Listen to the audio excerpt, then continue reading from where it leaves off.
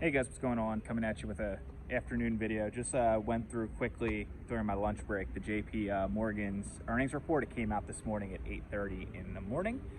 So just quickly looking at it, Jamie Dimon, the CEO, was very confused basically on how to really guide. In my opinion, he said that a couple weeks ago that we were in for a hurricane coming up, but then he also in the earnings basically said that consumer spending on credit went up, which is expected. When people are in hard times, they move more towards credit, they lose their savings, especially lower to middle income families. He did,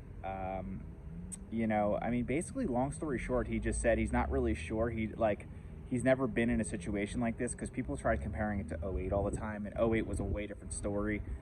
People took way too much money out. The banks were lending way too much money to homeowners and stuff like that, and they weren't qualified really to have these crazy mortgages. And when they defaulted, the banks got in trouble and the Fed bailed them out. However, the banks get stress tested all the time. The process is way different. They're so cash loaded now. They're not laying anyone off or anything like that. They said they don't see that in the foreseeable future in 2022. I think they're kind of just taking it quarter by quarter. The market obviously didn't like some of the things that they said. They missed on earnings and stuff like that. Not a big deal. Jamie Dimon kind of a couple weeks ago said, obviously, if you're going into a hurricane, he's kind of hinting like, hey, things might get a little rough. The stock right now plummeted at open. I actually did do some buying on JP Morgan. They're a great dividend stock. I think they're just super well ran. They're super conservative. They're super safe. It's the largest bank in America. So I actually held this stock in 2019 into 2021, made a bunch of money. I think I made like 40-60%, and then I sold out of it.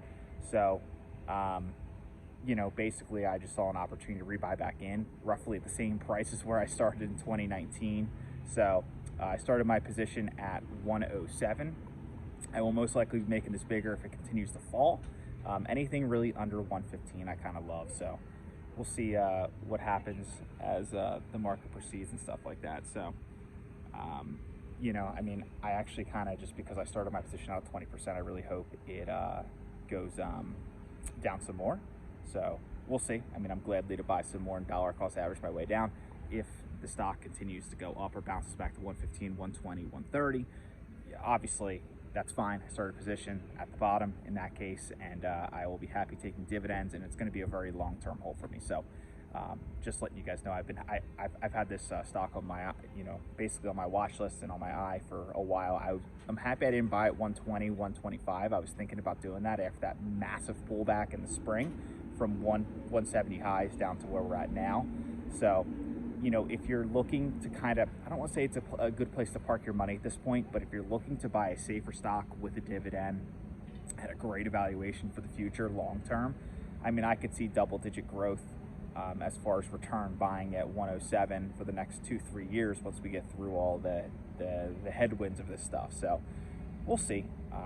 But I just started a position at JPN, and we'll take it from there. So I'll update you guys if I hear any more news or stuff like that. The market's very red today. I think the banks, kick off earnings for Q1, and I think or is it Q2? Yeah, Q2. So people are, a little overreacting, I think, and obviously we all know that there's rumors and reports. The CPI comes out officially, the first reading in a couple weeks, and I think the writing's on the wall.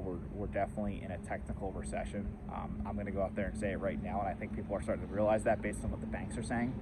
However, we have to remember there's a lot of upside here. Usually when there's peak fear and, we get the news over with, just like kind of like the war in Russia, Ukraine, the worst time the market did at that point was leading up to them actually doing it. So maybe once the headlines come out, and then we're also worried about the Fed raising rates maybe a whole point, I think that's a good thing. Just get it over with. We need it.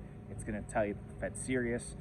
They're getting their projections kind of off by like 0.4, 0.3 recently, as far as, inflation's even hotter than expected. So I think they got to take it serious to show the market that they're not kidding.